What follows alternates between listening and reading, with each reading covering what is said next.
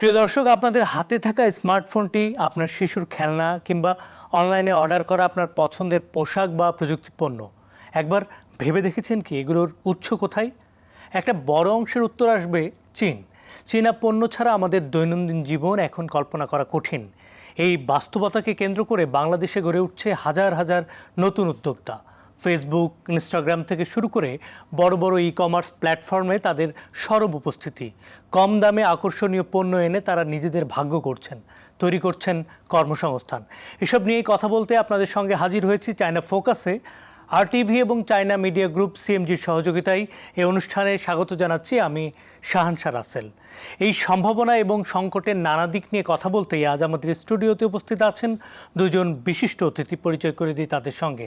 আমার সঙ্গে সরাসরি চীন থেকে উপস্থিত আছেন জনাব ইমদাদ হক আইয়ুব।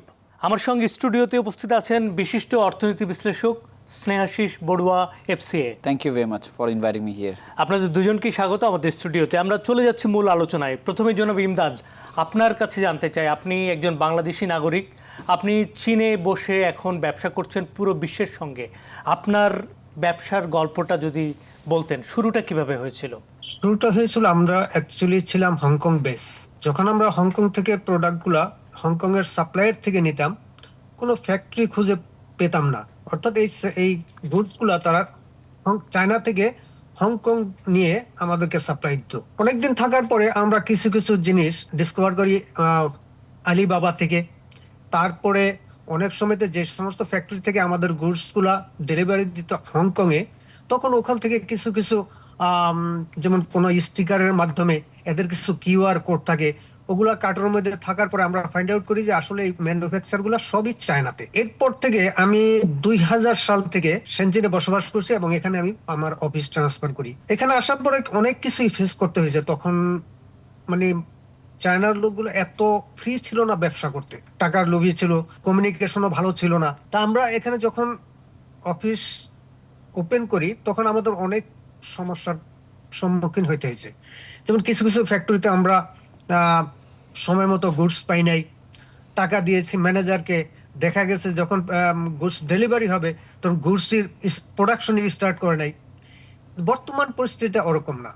এগুলো আস্তে আস্তে যখন চায়না ডেভেলপমেন্ট করে, তারা বর্তমানে যে পরিস্থিতিটা, এটা আমার মনে হয় বাংলাদেশে কিছু একটা নেগেটিভ চিন্তা করে অনেক সময়। তো চাইনিজ প্রোডাক্ট নিয়ে চাইনিজ ওখানে গুডস গুলো অর্ডার দিলে দিবেই কিনা, আগের মতো আর এখন এখানে নেই।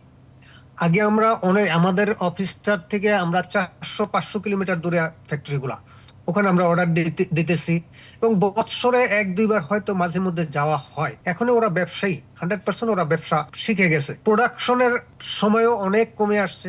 আগে যেমন একটা প্রোডাক্ট যেখানে 1 সপ্তাহ লাগতো, এখন 1-1.5 ঘন্টার মধ্যে প্রডিউস করে দিয়ে দিচ্ছে। তো প্রথম আমরা এই হ্যাচল গুলার অনেকগুলা সমস্যার পড়ছি, কিন্তু আস্তে আস্তে এগুলা এখন অনেকটাই সমাধানে চলে আসছে। জনাব ইমদাদ, আপনি বাংলাদেশ থেকে চীনে কখন গেলেন এবং চীনে কি উদ্দেশ্যে গিয়েছিলেন? ব্যবসার উদ্দেশ্যে নাকি পড়ালেখা বা অন্য কিছু করতে গিয়ে ব্যবসায়ী? না না না, আমি প্রথম হংকং বেস এবং হংকং আমি জব করতাম। অনেকদিন জব করার পরে এই এই এই প্রোডাক্ট গুলোর উপরেই তখন ওখান থেকে আমি ব্যবসাটা শিখি। এরপর থেকে চায়না থেকে যখন আমি বসি, আমার সাথে যুক্ত হয় বাংলাদেশ ক্লিপটন গ্রুপ চিটাগাং। আর ওনাদের গ্রুপের কাজ আমি এখনো করে থাকি। ওনারা 100% ওরিয়েন্টেড গার্মেন্টস এবং আন্ডার গার্মেন্টস এর অ্যাকসেসরিজ গুলো ওনাদের আমি সাপ্লাই দিয়ে থাকি। আমরা হংকং থেকে এখানে এসেছি। এত পণ্য থাকতে বা এত জাতীয় পণ্য থাকতে চীনা পণ্যকেই আপনি কেন বেছে নিলেন? এমন কোনো প্রোডাক্ট নাই যে চায়নাতে নাই। আপনি একটা জিনিস চিন্তা করেন, একটা স্মার্টফোন যখন জাপান ম্যানুফ্যাকচার একটা স্মার্টফোন হয়, সেটা আমাদের দেশে অনেকের পক্ষে সম্ভব না ওটা ব্যবহার করা, কারণ ওটার মূল্য। চায়নাতে এসে আমরা কিন্তু তার চেয়ে তো অনেক কম দামে সিমিলার একটা প্রোডাক্ট পেয়ে যাই। আর এখানে হচ্ছে একটা প্রোডাক্টের জন্য আপনি 10-20-30টা ফ্যাক্টরি পেয়ে যাবেন।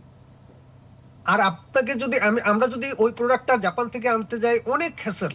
যেটা জাপান থেকে এনে যে ফ্রেট চার্জটা হয়, আমার মনে হয় সেই ফ্রেট চার্জটা দিয়ে আমরা এখান থেকে ওই প্রোডাক্টটা পেয়ে যাই। এখানে সস্তা, এবং আপনি যদি ফ্যাক্টরিতে কোয়ালিটি সম্পন্ন অর্ডার দেন, এখানেও একটা নেগেটিভ এই থাকে কি বাংলাদেশের আমাদের, যে চায়না প্রোডাক্ট বেশি দিন যায় না। কিন্তু এটা হচ্ছে আমাদের কারণেই। আমরা একটা অরিজিনাল প্রোডাক্ট এনে ফ্যাক্টরিতে প্রোভাইড করি যে আমার এইটার সিমিলার বানিয়ে দাও। যখন সিমিলারে প্রাইস দেওয়া হয় তখন বলে আরেকটু লো কোয়ালিটিতে দাও, আরেকটু লো কোয়ালিটি দেয়, যতক্ষণ পর্যন্ত আমাদের মার্কেটটায় আমরা বিক্রি করতে পারবো বা সেল করার এই অ্যাবিলিটি থাকবে। ঠিক এই কারণেই ফ্যাক্টরিগুলা এ থেকে শুরু করে সি কোয়ালিটি সবই বানায়। আপনার হয়তো জানা আছে কিনা জানি না, ইশার এই আইফোন কিন্তু চায়নাতে হচ্ছে, হুম। যে আইফোন আমেরিকা, এটা কিন্তু চায়নাতে হচ্ছে। তাহলে এটাও তো সম্ভব হচ্ছে। এখন আপনি যদি কোয়ালিটি মেনটেন করতে চান আপনার প্রাইসটা বাড়বে। এই জন্যই আমার চায়নার প্রোডাক্টটা চুজ করা। জি, অসংখ্য ধন্যবাদ। দর্শক, আপনারা দেখছেন RTV এবং চায়না মিডিয়া গ্রুপের সহযোগিতায় আলোচনা অনুষ্ঠান চায়না ফোকাস। এই পর্যায়ে নিচ্ছি ছোট্ট একটি বিরতি, সঙ্গেই থাকুন। দর্শক, আবারও আমন্ত্রণ চায়না ফোকাস অনুষ্ঠানে। বিরতির পর আমরা চলে যাচ্ছি আবারও আলোচনায়। আমরা যেটা নিয়ে কথা বলছিলাম, জনাব স্নেহাশিস বড়ুয়া, আপনার কাছে আসতে চাই যে আমরা একজন বাস্তব অভিজ্ঞতা শুনলাম একজন উদ্যোক্তার, এরকম অসংখ্য মানুষ চীনা পণ্যের উপর নির্ভর করে উদ্যোক্তা হচ্ছেন এবং নিজের ভাগ্য বদলাচ্ছেন। এটাকে আপনি কিভাবে দেখেন? যারা উদ্যোক্তা হচ্ছেন, বিশেষ করে স্টার্টআপ যে সমস্ত কোম্পানিগুলো আছে, তো তারা তো আসলে তো যে ব্যবসাগুলো হচ্ছে এটা তো অনেকটা ক্রিয়েটিভিটি দিয়ে বা ইনোভেশনের মাধ্যমে ব্যবসাটা করছেন। সো যখনই ব্যবসাটা করতে যান তখন স্বাভাবিক উনি যদি পণ্যের উপরে ব্যবসা করেন, মানে পণ্যকে কেন্দ্র করে যদি ব্যবসা করেন, এই পণ্যটার উৎপাদনস্থল কোথায়, তাহলে আপনি দেখবেন যদি একটু পেছনের দিকে যান, মেজরিটি প্রোডাক্টসগুলো দেখবেন অরিজিনটা হচ্ছে চায়না, মানে মেড ইন চায়না। তো আলটিমেটলি গিয়ে যারা বিশেষ করে ক্ষুদ্র উদ্যোক্তা এবং মহিলাদের ক্ষেত্রে আপনি যদি দেখেন, ফেসবুকে ঢুকলে দেখবেন এফ কমার্স, মানে আপনার যেটা ফেসবুক বেস কমার্স যেটা আছে, এটা কিন্তু অনেক মহিলাকে, যারা ধরেন ঘরে বসে আছেন, তাদেরকে কিন্তু একটা স্বাবলম্বী করে তোলার জন্য একটা কি প্ল্যাটফর্ম গড়ে তুলেছে। সাথে তো ছেলেরা আছে, মহিলাদের জন্য কিন্তু একটা বড় ধরনের কর্মসংস্থানের ক্ষেত্রে এটা এগিয়ে এসছে। কারণ সবচেয়ে বড় জিনিস যেটা উনি বলেছেন এমদাদ সাহেব, যে সহজলভ্যতা। কারণ চাইনিজ প্রোডাক্টের এত বেশি পরিমাণে ভ্যারাইটি বা ভ্যারিয়েশনস আছে যে আপনি কী ধরনের প্রোডাক্ট চান, এবং এই প্রোডাক্টের উনি যেরকম বলেছেন এ থেকে সি, হয়তো অনেক ক্ষেত্রে বলবে এ থেকে জি, মানে এরকম টাইপসের কোয়ালিটির প্রোডাক্ট আছে। And then it depends on your capability, যে আপনি আসলে কী ধরনের প্রাইসের মধ্যে সেটা চান। তার মানে প্রাইসিংয়ের দিক দিয়েও পাচ্ছেন, প্রোডাক্টের ডাইভার্সিটি আছে, অ্যান্ড অ্যাক্সেসেবল। মানে বাংলাদেশ থেকে চায়নার দূরত্ব যদি চিন্তা করেন, যে বাংলাদেশের সাথে চায়নার যে ইকোনমিক রিলেশনশিপ আছে, চায়নাতে রেগুলার ফ্লাইট যাচ্ছে, ইম্পোর্ট হচ্ছে, সো এই সবগুলো মিলে আসলে এটা আমাদের যারা এই উদ্যোক্তা যারা আছেন, বিশেষ করে তরুণ উদ্যোক্তা, তাদেরকে অনেক দূর এগিয়ে নিচ্ছে বলে আমি মনে করি। জি, এর সঙ্গে আমাদের যথেষ্ট বাণিজ্যিক সম্পর্ক তৈরি হয়েছে এবং আমরা জানি যে আমরা চীন থেকে একটা বড় অংশ আমদানি করি, যদিও আমাদের রপ্তানির পরিমাণটা কম, ট্রেড ডিফিসিটে আছে এখানে। তো আপনি চীন বাংলাদেশ বাণিজ্যের সম্পর্কটাকে কিভাবে দেখছেন এবং ভবিষ্যতে এটা কোন দিকে যাবে বলে আপনি ভাবছেন? স্ট্যাটিস্টিক্সই বলে যে বাংলাদেশের সাথে চায়নার রিলেশনশিপটা কি। তো আপনি যদি দেখেন যে আমাদের যে ট্রেড ডেফিসিটটা সবচেয়ে বেশি হচ্ছে কিন্তু চায়নার সাথে, এবং এটা ওভার $15 বিলিয়ন ইন এ ইয়ার আর কি। $15 বিলিয়ন অলরেডি ছাড়িয়ে গেছে। তাহলে দেখেন যে আমার সবচেয়ে বড় ট্রেড পার্টনার, মানে ইন টার্মস অফ আমার ইকোসিস্টেম বা সাপ্লাই চেইন। কারণ এই যে আপনি যখন শুরু করলেন যে আমরা কিন্তু সে মোবাইল ফোন থেকে শুরু করে খেলনা বা পোশাক যেটাই দেখি, যে কোনো না কোনোভাবে কিন্তু আমরা তার উপরে কি নির্ভরশীলতাটা রয়ে গেছে। তো এখন আসলে যে অবস্থায় আছে, যে ধরেন আমরা যেহেতু ট্রেড ডেফিসিট হচ্ছে, তার মানে আমাদের অনেকগুলো কারেন্সিস কিন্তু কোথায় চলে যাচ্ছে, চায়নাতে কিন্তু চলে যাচ্ছে। কারণ আমরা হয়তো এক্সপোর্ট করে টাকা আনছি, বা আমাদের যারা ওয়েজ আর্নার যারা আছে তারা অনেক কষ্ট করে বাংলাদেশে টাকাটা পাঠাচ্ছে, কিন্তু আলটিমেটলি গিয়ে এটা ইম্পোর্ট করতে গিয়ে আমাকে কোথায়, চায়নাতে কিন্তু ফরেন কারেন্সিটা পাঠিয়ে দিতে হচ্ছে। তাহলে আমরা যদি বাংলাদেশ চায়নার ইকোনমিক রিলেশনশিপ দেখি, তো প্রত্যেকটা সরকার, মানে সেটা আগের সরকার বলেন বা বর্তমান সরকার বলেন, প্রত্যেকেই আমি দেখেছি যে এই সম্পর্কটাকে অনেক গুরুত্বপূর্ণ দৃষ্টিভঙ্গিতে এটা দেখে থাকে। তো আমি মনে করি যে আপনি যেটা বলেছেন, যে আমরা যদি এই অর্থনৈতিক সম্পর্কটাকে সুদৃঢ় করতে চাই, একটা ব্যালেন্সড ওয়েতে বা সাস্টেনেবল ওয়েতে দেখতে চাই, তাহলে চায়না আমাদেরকে যে সুযোগটা করে দিয়েছে, চায়নাতে যদি আপনি এক্সপোর্ট করেন প্রায় 98% গুডস এটা ডিউটি ফ্রি অ্যাক্সেসিবিলিটি করে দিয়েছে। সো তার মানে এই ট্রেড ডেফিসিটটা কমানোর জন্য একটা সুযোগ কিন্তু চাইনিজ গভর্নমেন্ট আমাদেরকে করে দিয়েছে। তাহলে বাংলাদেশে আমাদের যারা উদ্যোক্তা আছেন, মানে আয়ুব ভাইয়ের মতো, বা বাংলাদেশে যারা ব্যবসা করছেন, তাদের কাজটা কি হবে? তাদের কাজ হচ্ছে আপনার চাইনিজ যে সমস্ত ডিমান্ডগুলো আছে, যেখানে চায়না আসলে অনেক কস্ট বেড়ে যাচ্ছে, তারা আর ওই দেশে কি এই প্রোডাক্টটা উৎপন্ন করতে পারছে না বা উৎপাদন করতে পারছে না, খরচ বেড়ে যাচ্ছে। তো এই প্রোডাক্টগুলো যদি আমরা বাংলাদেশ থেকে সাপ্লাই দিতে পারি, তাহলে বাংলাদেশ থেকে কিছু এক্সপোর্ট হবে। আর বাংলাদেশ থেকে যদি এক্সপোর্ট হয়, তাহলে আমাদের ট্রেড যে ডেফিসিটটা এটাও কিন্তু কমে যাওয়ার সম্ভাবনা আছে বলে আমি মনে করি। জি জি জি, ধন্যবাদ। জনাব ইমদাদ, আপনার কাছে আসতে চাই। আসলে চীনের মার্কেটে বাংলাদেশের কোন কোন পণ্যগুলোকে চাহিদা তৈরি করা সম্ভব বা চীনের বাজার ধরে রাখার সুযোগ আছে? এবং এই সঙ্গে আমি জানতে চাচ্ছি যে আপনি যেহেতু বহুদিন ধরে ব্যবসা করছেন চীনে থেকেই, এবং চীনে থেকে আপনি বিশ্বের বিভিন্ন জায়গায় পণ্য সরবরাহ করছেন, চীনা সরবরাহকারীদের সঙ্গে কাজ করে আপনার অভিজ্ঞতা কেমন? গুণগত মান বা পেমেন্ট শিপিংয়ের ক্ষেত্রে পুরো প্রক্রিয়াটা আপনার কাছে কেমন মনে হয়েছে? আমি যখন ব্যবসাটা শুরু করি তখন এদের একটা সিস্টেম আছে, 30% deposit, 70% before delivery the goods. তো এখন আমার কিছু কিছু ফ্যাক্টরি আছে, প্রায় 15 বছর যাবত একই ফ্যাক্টরিতে কাজ করতেছি। ওই ফ্যাক্টরিতে মনে হয় আমার 5 বছরও একবার যাওয়া হয় না। সেই ক্ষেত্রে আমি যেহেতু গার্মেন্টস সেক্টরে আছি, ওরা এখন টোটালি স্টাডি করে নিয়েছে যে আমার গুডস গুলার কোয়ালিটি, ডেলিভারি টাইম, সমস্ত কিছু তাদের টোটালি মুখস্থ। সেই ক্ষেত্রে ওদের সাথে এখন আমার কোনো ধরনের ঝামেলা হচ্ছে না, এবং আমি বিশ্বের যেখানেই থাকি না কেন আমি নিশ্চিন্তায় তাদেরকে অর্ডারটা দিয়ে দিলে আমি জানি আমার ফরওয়ার্ডার ওখান থেকে, ফরওয়ার্ডারকে ইনফর্ম করে দিব, ফরওয়ার্ডার ওখান থেকে গুডসগুলি নিয়ে শিপমেন্ট করে দিবে। শুধু আমার ল্যাপটপটা থাকলে আমি সারা বিশ্বে যে কোনো জায়গা থেকে আমার অফিস আমি এখন কন্ট্রোল করতে পারি। আগে যেটা পারতাম না। আগে 400 কিলো থেকে দূরের থেকে গুডস ট্রাকে করে এনে আমাদের প্রভিন্স থেকে আবার হংকং পাঠাতে হতো, এরপর হংকং থেকে শিপমেন্ট হতো। এখনো কিছু নেই, এগুলো কিছু নেই। আমি যখন এটা শুরু করি চায়নাতে বসে, তখন আমি একটু ক্যাপিটালের সমস্যায় পড়ি। তো আমার সাপ্লায়ার গুলো এত সুন্দরভাবে আমাকে সহযোগিতা করছে। আমাদের এলসি ট্রাম থাকে 90 ডেজ, এট সাইট 90 ডেজ। তারা আমাকে ক্রেডিট 90 ডেজ না, তারা বলতো 120 ডেজ তোমাকে দেবো, তুমি আমাদের গুডস নেওয়ার পরে তুমি এলসি পেমেন্ট ব্যাংকে তোমার পাওয়ার পরে আমাকে পেমেন্ট করবা। তো এই সুযোগ সুবিধাগুলো যেগুলো আগে কোনো মতে সম্ভবই না, কিন্তু বর্তমানে এগুলো অনেক সহজ। বর্তমানে যারা স্টুডেন্ট আছে এখানে, অনেক স্টুডেন্ট লেখাপড়া করে আর দেশে যাচ্ছে না, অন্য দেশে যাচ্ছে না, ডিগ্রি নিয়ে এখানে ভালো পজিশনে আছে, বিভিন্ন কোম্পানিগুলোতে ওনারা জব করতেছে।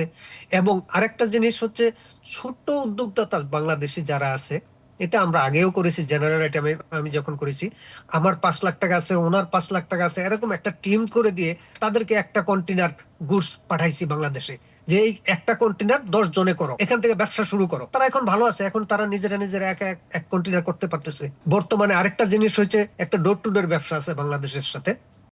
যাদের এলসি করতে পারে না, ছোট ছোট দোকানদার, তারা এলসি করতে পারে না, তাদের এত এবিলিটি নাই, কিছু টাকা দিয়ে গুডস গুলো কিনে ওই ফরওয়ার্ডার যারা যারা এই ব্যবসাগুলি করে, ডোর টু ডোর ব্যবসা, তারা এখানে কেজি কেজি হিসাবে এখান থেকে গুডস গুলা কালেক্ট করতেছে। তারা ঢাকা অফিসে গুডস গুলা পৌঁছানোর পরে যার যেই গুডস তাদেরকে খবর দিচ্ছে, ওই কেজি হিসাবে তাদের থেকে ওই পণ্যের ফ্রেড চার্জটা নিয়ে নিচ্ছে। এটা অনেক প্রচলিত বর্তমানে চায়নাতে। হ্যাঁ, এটা এবং বাংলাদেশেও বহু মানুষ এরকম ব্যবসার সঙ্গে জড়িত আছে। জি, আমি আসবো আপনার কাছে। দর্শক, আপনারা দেখছেন আরটিভি এবং চায়না মিডিয়া গ্রুপের সহযোগিতায় আলোচনা অনুষ্ঠান চায়না ফোকাস। এই পর্যায়ে নিচ্ছি ছোট্ট একটি বিরতি, সঙ্গেই থাকুন। দর্শক, আবারও আমন্ত্রণ চায়না ফোকাস অনুষ্ঠানে। বিরতির পর আমরা চলে যাচ্ছি আবারও আলোচনায়। আমরা যেটা নিয়ে কথা বলছিলাম, আমি বাংলাদেশ এবং চীনের বোঝাপড়া এবং অংশীদারিত্বকে সহজ করার জন্য চীন সরকার বিভিন্ন সময় বাংলাদেশ থেকে বিভিন্ন পেশাজীবী রাজনৈতিক দলের নেতাদেরকে চীনে নিয়ে যাচ্ছেন, সফর করে আসছে তারা। সম্প্রতি চীন সফর করেছে বাংলাদেশ জাতীয় নাগরিক পার্টি এনসিপির প্রতিনিধি দল।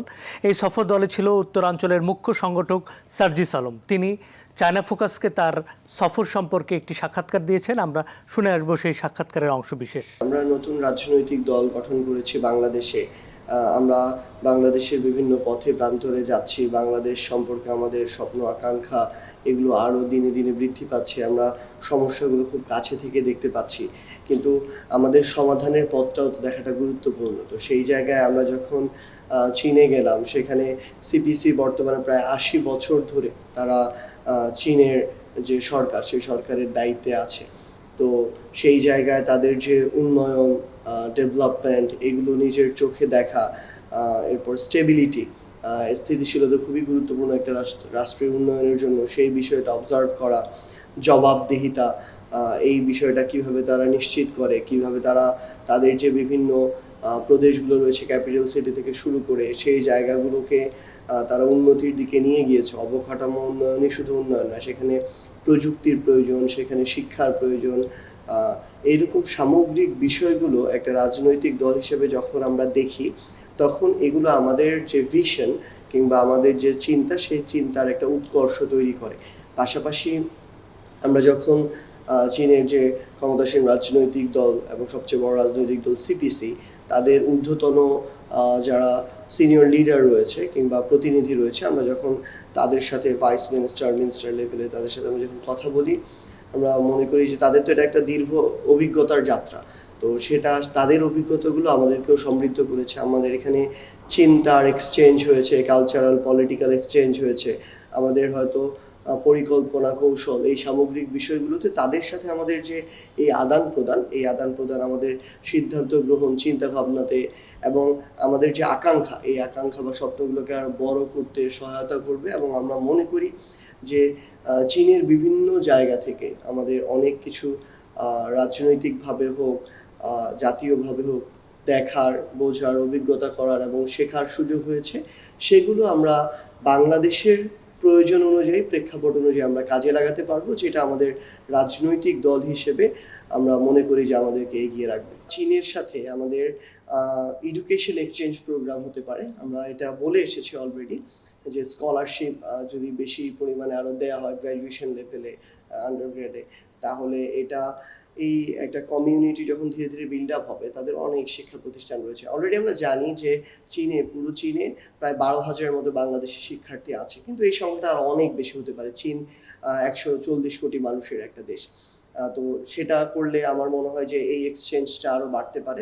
জনাব স্নেহাশিস বড়ুয়া, আমরা সার্জিস আলমের ইন্টারভিউ থেকে যেমনটা শুনলাম যে চীনের ডেভেলপমেন্ট, নগরায়ন এবং গ্রামীণ উন্নয়ন যেভাবে হয়েছে, তারা যেই মডেল অনুসরণ করে এই উন্নয়নটাকে করেছে, বাংলাদেশে আসলে কিভাবে আমরা নগরায়ন করতে পারি এবং গ্রামীণ উন্নয়নগুলো করতে পারি, আপনি যদি আপনার মতো করে, এবং আমরা জানি আপনিও সম্প্রতি চীন সফর করেছেন, চীন সফর করে চীনকে দেখলেন কিভাবে? আসলে আমরা যে প্রতিনিধি দলই আপনার চায়না যাক, সেটা ব্যবসায়ী হোক বা রাজনীতিবিদ হোক বা আমরা যারা ভ্রমণ করতে যাই, তা আমরা যখন ভ্রমণ করতে যাই তখন কিন্তু আমাদের পারপাস থাকে ডিফারেন্ট, আর যখন রাজনৈতিক দল যায় তখন তাদের পারপাস থাকে হয়তো ডিফারেন্ট।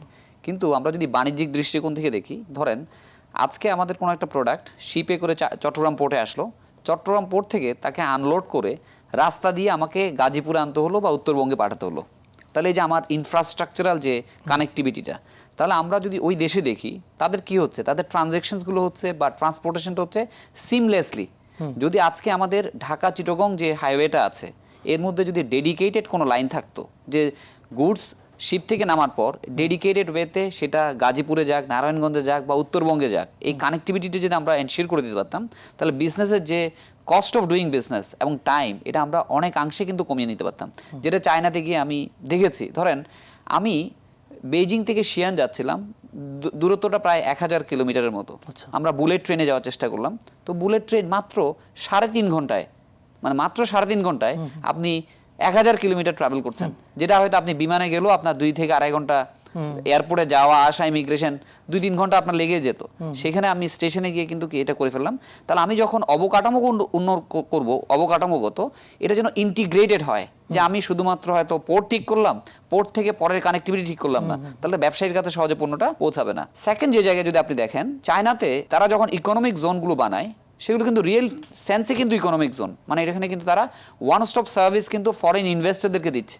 মানে পৃথিবীর বিভিন্ন দেশ থেকে, সেটা আমেরিকা বলেন, ইউরোপিয়ান কান্ট্রি বলেন, যারা চায়নাতে ইনভেস্ট করছে, তখন তারা দেখছে, যেটা এমদাদ ভাই বলেছে, ব্যবসার জন্য তারা সব সহজ করে দিয়েছে।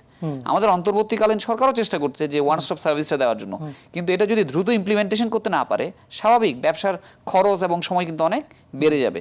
থার্ড যে পার্টটা আপনি যখন দেখবেন যে গ্রামীণ উন্নয়নের কথা, তাহলে আজকে আমি এখান থেকে আমার গ্রামের বাড়ি রাউজানে যেতে আমার কতক্ষণ সময় লাগে? ওদের যে রেলের কানেক্টিভিটি, মানে ওদের যে ট্রান্সপোর্টেশন সিস্টেম, এটা এত সুন্দরভাবে করা যে, তাহলে দেখেন আমি যদি এখান থেকে চট্টগ্রামে যেতে, ধরেন আমার যদি দূরত্ব হয় 300 কিলোমিটার, আমি যদি 1 ঘন্টায় আজকে চট্টগ্রামে যেতে পারতাম, তাহলে হয়তো আমি চিন্তা করতাম যে ঢাকায় আমি না থেকে চট্টগ্রামে থেকেও কিন্তু আমি আমার ব্যবসাটা বা আমার কার্যক্রমগুলোকে আমি চালাতে পারতাম। তাহলে ঢাকার উপরে যে আমার অস্বাভাবিক রকমের চাপ, অস্বাভাবিক রকমের দূষণ, এটা কিন্তু আমরা ডিআরবানাইজেশন করে কিন্তু ছড়িয়ে দিতে পারতাম। এবং চায়না যেখানে আপনার সবচেয়ে সফলতা পেয়েছে আপনি যদি চিন্তা করেন দারিদ্র্য বিমোচনে, এখন তো হচ্ছে সব ইনফরমেশন বেসড। তাহলে আপনি যদি বাংলাদেশে যদি চায়নার এই রোল মডেলটা যদি করে যে কিভাবে চায়না দারিদ্র্য বিমোচন করেছে, সেই মডেলটা যদি বাংলাদেশে রেপ্লিকেট করতে পারে, তাহলে আমরাও একদিন চিন্তা করবো যে আমরা পভার্টি লেস কান্ট্রির দিকে কিন্তু চলে যেতে পারবো। তা আমি মনে করি এগুলো একটা কম্প্রিহেন্সিভ অ্যাপ্রোচ, যে আমি শুধু গেলাম দেখে আসলাম সেটা না, ওখান থেকে কী শিখলাম, কিভাবে সেই শিক্ষাটা ভালো জিনিসগুলো বাংলাদেশে আমরা বাস্তবায়ন করতে পারবো, তাহলে সামাজিক উন্নয়ন এবং অর্থনৈতিক উন্নয়ন হবে বলে আমি মনে করি। জি, ধন্যবাদ আপনাকে।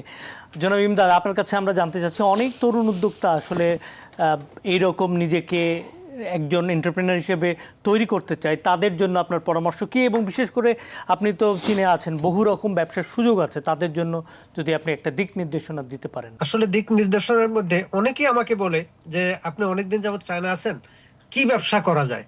আসলে এটা ডিপেন্ড করে হচ্ছে বাংলাদেশ মার্কেটের উপরে। এখান থেকে যদি একটা প্রোডাক্ট আপনাকে বেচে দিলাম যে এই প্রোডাক্টের ব্যবসা করেন আপনি, তার ওটা নিয়ে স্টাডি করতে হবে, সেলসের এবিলিটি তার থাকতে হবে। এখানে প্রোডাক্ট আপনি মুখ দিয়ে বের করবেন, আমি 10 সেকেন্ডের একটা আইডিয়া দিতে পারবো, কিন্তু এটা ডিপেন্ড করে যে যে উদ্যোক্তা উদ্যোগ নিতে চাচ্ছে তার কোন প্রোডাক্টের উপর ইন্টারেস্টেড। এমন কোন প্রোডাক্ট নেই যে আমরা এখান থেকে দিতে পারবো না, তা আপনার সেটা সেল করার অ্যাবিলিটি থাকতে হবে। আপনি যদি সেলই করতে না পারেন, তাহলে এখান থেকে যেই প্রোডাক্ট আমি দিব আপনার কোনো বেনিফিট হবে না। কয়েকদিন আগে দেখলাম এখানে বিখ্যাত একটা কোম্পানি, ই বাইক, ইয়া দিয়ে একটা কোম্পানি, এই বাইকটা বাংলাদেশে গেছে। প্রোডাক্টটা খুবই সুপার, এবং আমিও নিজে, আমার গাড়ি আছে, তারপর বাইকও ব্যবহার করি। আচ্ছা, আমি আগে চালাতে পারতাম না, এখন মসজিদে যাওয়ার সময় তো অনেক সময় জ্যাম হয়, আমি এটা ব্যবহার করি। এই যে বাইকটা, তারপরে এখানে আছে মনে করেন আরেকটা বড় বড় প্রজেক্ট, এদের একটা বিওয়াইডি একটা গাড়ি BYD আছে, car, হ্যাঁ। যেই গাড়িটা, হ্যাঁ কার্ড, এটা এত সুন্দর একটা গাড়ি এবং ম্যানুফ্যাকচারের সেঞ্জিনে। আমি অনেক চেষ্টা করছিলাম যে বাংলাদেশে কোনো একটা উদ্যোক্তা জয়েন্ট ভেঞ্চার এখানে কাজ, এটা নিয়ে কাজ করুক। আমাদের দেশে যতগুলো রিক্সা, না, যেইভাবে আমরা বাংলাদেশে অলরেডি বিওয়াইডি নিয়ে কাজ রানা হচ্ছে, গ্রুপ, বিওয়াইডি নিয়ে একটা প্রতিষ্ঠান কাজ করছে। গেছে আমিও জানি, চিটাগাঙে আমি করছি। তবে এই যে নিত্য নতুন প্রোডাক্ট গুলা, যার যেটার উপরে অভিজ্ঞতা আছে, সেটার কারণ এখানে প্রোডাক্টের অভাব নাই। আপনি মাথায় চিন্তা করবেন যে এরকম একটা জিনিস হলে কেমন হয়, ওই জিনিসটার নাম বের করবেন, এখানে দেখবেন এখানে এটা অ্যাভেলেবল আছে। এখন আপনাকে চিন্তা করতে হবে যে আপনি বাংলাদেশের মার্কেটে কোন আইটেম নিয়ে ইন্টারেস্টেড। জি। আমি আইটেম দিয়ে আপনাকে আমি উদ্যোক্তা বানাইতে পারবো না। এখানে অনেক সুযোগ আছে, আপনার মনে করতে হবে আমি পারবো, শুধু আপনি প্রোডাক্টের নাম বলেন বা আমরা আগে অনেক প্রোডাক্ট নিয়ে কাজ করছি। আমি বাংলাদেশের সবচেয়ে বেশি এরোপ্লেন টেনিস বলগুলা, এগুলা এখান থেকে প্রডিউস করে বানাই নিছি। আচ্ছা, এখান থেকে বেলি রোড একজনকে দিতাম আর কি। হিউজ স্লিপার, এইটা ক্যাঙ্গারু স্লিপার গুলো আমার হাতের। গ্যাস লাইটার, টোকাই গ্যাস লাইটার, যেটা জাপানের তৈরি, আমরা এখান থেকে প্রডিউস করে বাংলাদেশে সেল করতাম। তখন আমি জেনারেল আইটেম করতাম। এখানে ভাই কোন প্রোডাক্ট আপনি নাম বলবেন আর এখান থেকে পাবেন না, এটা হতে পারে না। সমস্ত নতুন উদ্যোক্তাদের জন্য এবং ইয়াং জেনারেশনের জন্য সবচেয়ে সুবর্ণ সুযোগ বর্তমানে চায়না ব্যবসা করার। জি, যার শুধু সামান্য কিছু টাকা আছে, সেও করতে পারবে। আমাদের মতো অনেকে এখানে আছে, যেমন আমি গার্মেন্টস সেক্টর ছাড়া এখন অন্য কোনো কাজ করি না, কিন্তু এখানে প্রচুর লোক আছে যে তার প্রোডাক্টটা হ্যান্ডেল করার মতো। সুপ্রিয় দর্শক, আজকের মতো এই পর্যন্তই। আবারও দেখা হবে আগামী সপ্তাহে নতুন কোনো বিষয় নিয়ে। সে পর্যন্ত সবার জন্য শুভকামনা। শুভরাত্রি।